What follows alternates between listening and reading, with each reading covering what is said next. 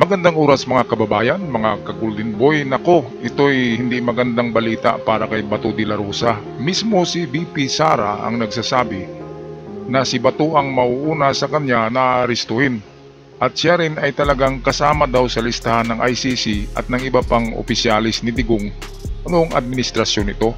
Kaya para sa karagdagang impormasyon, atin panoorin ang balita galing sa Bilyonaryo TV. May listahan na raw ang ICC ng mga susunod na aarestuhin kaugnay ng kasong Crimes Against Humanity ni FPRRD. Ayon kay VP Sara, kasama daw siya rito, pati na rin ang ilang kaalyado ng dating Pangulo. Ang detalye sa agenda report ni Hannah T. Minonitor ng ICC ang ilang pag-uusap ni na Vice President Sara Duterte at ng kanyang amang si former President Rodrigo Duterte. Sa isang ambush interview habang nangangampanya nitong weekend sa Carcar City, Cebu, sinabi ito ni VP Sara. Habang nasa Hague, Netherlands daw siya, nagtaka siya kung bakit pansamantalang nahinto ang pagbisita niya kay FPRRD sa detention. At nang payagan ulit, recorded na ang conversation nila ng kanyang ama. Lumagi sa Hague si VP ng halos isang buwan bago bumalik sa Pinas para mangampanya para sa PDP laban senatorial slate. Giundang nila pagkahuman ilahan ang gina-record ang mga ginaistoryahan na ni Pangulong Duterte. Ito talagang mabait ang ang ICC kasi nasa listahan na ito hindi na ito dapat hulihin. Dapat 'di ba? Kung dito lang sa Pilipinas 'yan, ay hindi na sila gagastos para sa Interpol. Kasi nasa listahan ng arestuhin Talagang mabait ang ICC dahil nandun na nga si Sara pero hindi siya hinuli. Pero nasa siya, listahan na ng arestuhin. Kaya kung sa ibang bansa pa siguro yun, nandyan na Hindi ikulong din, di ba? Pero napaka talaga ng ICC. Isa-isa lang yung kanilang nililitis, hindi yung sabay-sabay. Kaya kung pa yan, kaibigan ay napakabait na kaibigan ang ICC dahil sa nandyan na nga si Sara, isa sa kanilang aarestuhin pero hindi kinulong, di ba? At hinayaan lang na makalabas-pasok ang nagipagkwentuhan kay Digong, yung kanyang ama. Grabe. At eto, talagang dito marinig natin sa bibig talaga ni Sara ang katotohanan na si Bato ang mauuna at susunod siya at iba pang mga nasa listahan ng ICC. Sa report ni Trillanes ay nasa 9 ka-opisyalis ni Digong ang arestuhin kasama si VP Sara. Hindi kasama si Bato, so mayroong 10 na arestuhin sa susunod na batch. Kaya ito, balikan natin si Sara sa kanyang pahayag. Nasamtan ako nga nagapaminaw sila sa amuang kinaistoryahan. Tingin ni VP, akala raw ng ICC nag-uusap silang mag-ama tungkol sa magiging strategy nila sa kaso. Bagamat di pa opisyal, may listahan na ng mga susunod na aarestuhin ng ICC ayon sa bise. Pero nasa malayo pa raw ang pangalan niya. Kasama raw sina Senador Bato de la Rosa, Bongo, dating PNP Chief Oscar Albayalde at mga dating Police General na sina Vicente Danao at Romeo Caramat Jr., mga kilala ring malapit sa dating Pangulo. Ayan, so Bato de la Rosa, narinig mo yan, at Bongo, narinig mo rin yan. Kahit na manalo kayo sa pagkasenador, hindi kayo maligaya dahil pagkatapos ni Digong ay kayo na ang isusunod. Kaya useless yung pagiging senador nyo kung manalo kayo kasi arestuhin din kayo. Diba? Pero okay lang yan, at least nanalo kayo. At yan ang inyong huling pandanggo. Diba? Huling ilibimbo nyo yan sa pagiging senador. Kasi, ay nako, magkita-kita na kayo lahat doon sa The Hague ICC. Dahil magkasama naman kayo sa paggawa ng tukhang, dapat magkasama talaga kayo kapag ganyan na husgahan Hindi yung iiwanan nyo yung inyong tatay-tatay, diba? Dapat samahan nyo talaga yun. Nandun na kulong tapos kayo narito malaya sa labas. Nagsisigaw-sigaw, di ba? Kaya kung kayo talagang kayo kay Digong, talagang friends forever, ay one for all for one yan. Dapat samahan nyo talaga dyan, doon.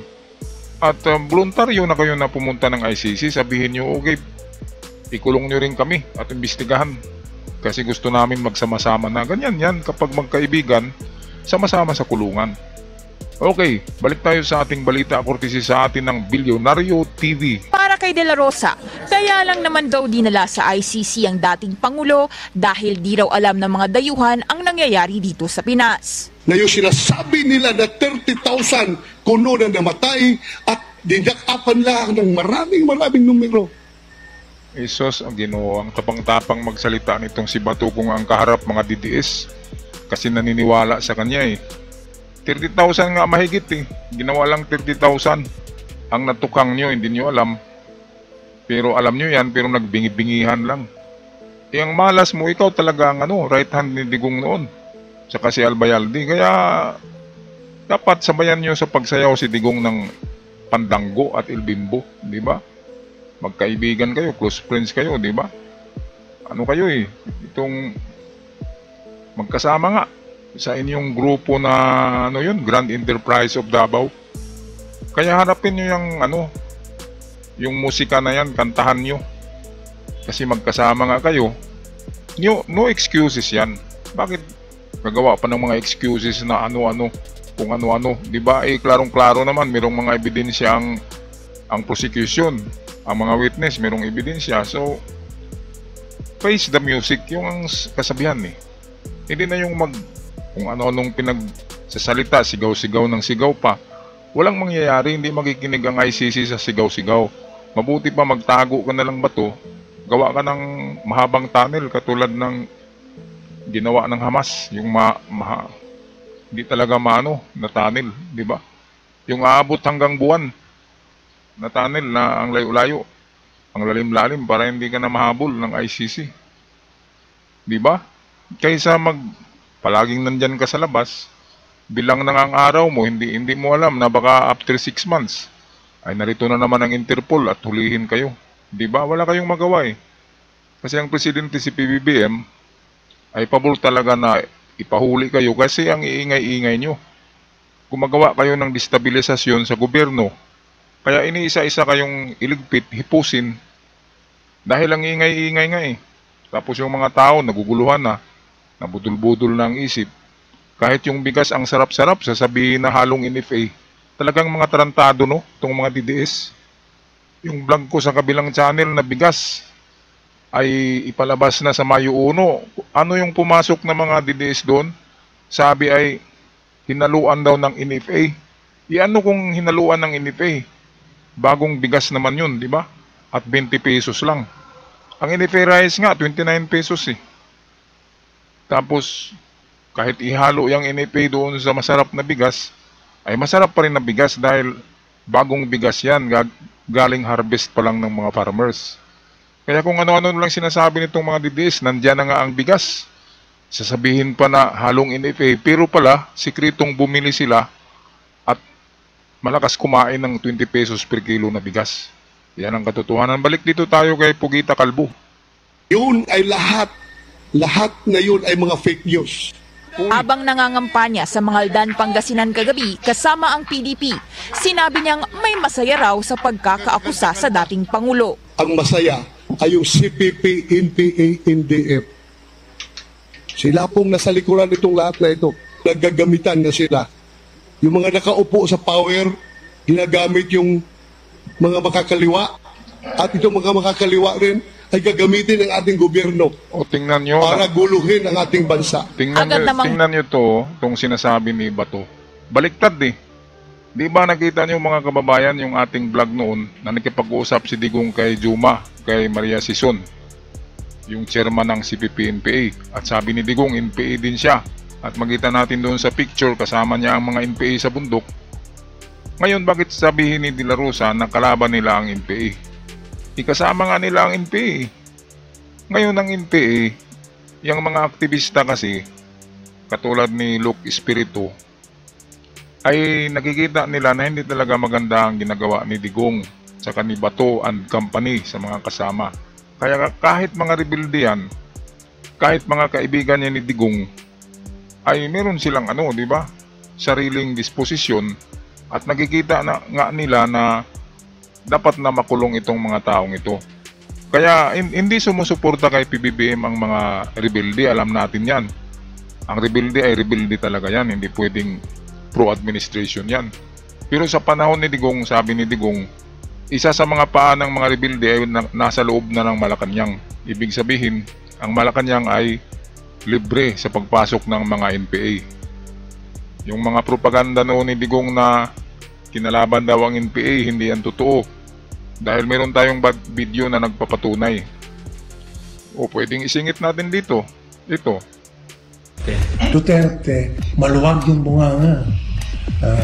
Sabi niya, yung kapag akong presidente, isang paa ng NPA nasa Malacanang na. Ready for coalition. I will follow the pattern of socialism sa governance. That is really, sinabi ko na sa kanila in public, in every meeting, I said, I'm a socialist. And though I am not a member of the Communist Party, but I am a socialist. And I belong to the left. Alam na ng mga tao, sir, sabi ko, this will be the first time in the history of our country na merong leftist to president. Walang masama sa left. We are more tolerant to the doubts of government. Mahalaga na sa electoral campaign pa lang, ilinagay na ninyo sa agenda yung programa ng isang left president to be. At siyempre kapag kayo ay nasa posisyon na, mas marami kayong magagawa. Maipapatupad ang inyong inyong mission. So ayan, nagpapatunay na si Digong ay talagang kaibigan ng NPA. So klarong-klaro yan. At itong sinasabi ni De La Rosa na kinakalaban daw sila ng NPA ay hindi yan totoo dahil kaibigan nga ng NPA si Digong. Ang kontra siguro ng mga NPA dahil marami silang pinatay. Ayaw ng NPA ng yung mga tinutukhang eh. Kasi ang NPA ay meron ding kangaroo court. Kaya ito yung pinakaayaw ng mga NPA, yung mga mahirap na tao ay inaagrabyado, tinutukhang. Ayaw ng NPA kaya nagalit sila. Kahit na kaibigan ni Juma, si Digong, ay galit ang NPA kay Digong. Pero hindi yan inutusan ni PBBM. Hindi yan kinausap ni PBBM ang mga rebelde na yan.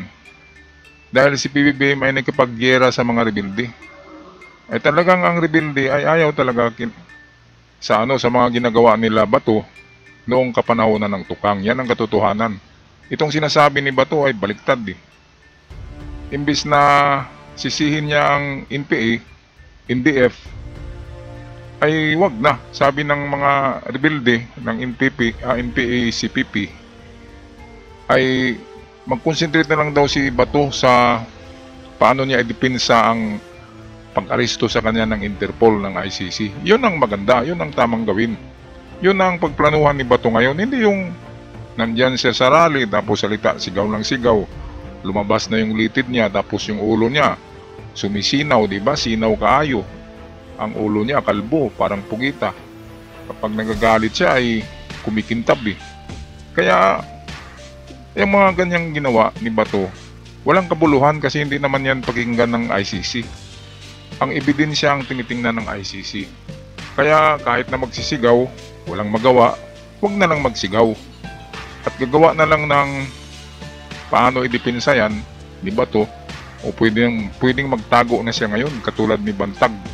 Diba? O saan si Bantag ngayon? Wala, hindi makikita. Nandyan sa kabundukan ng Cordillera ng Ifugao, sigurado. Kay Bato, di magtago siya diyan sa sa kabundukan ng Davao. Meron naman siyang mga diyan, kakilala, di ba? Okay, tapusin natin tong balita courtesy sa atin ng Bilyonaryo TV. Mueltang Makabayan Block. Anila, mag-focus na lang daw ang senador sa ICC defense nito, imbis na isisi sa mga komunista ang bawat issue kinakaharap niya. Para sa agenda, Hannah T, Bilyonaryo News Channel. Maraming salamat sa Bilyonaryo TV para sa courtesy video.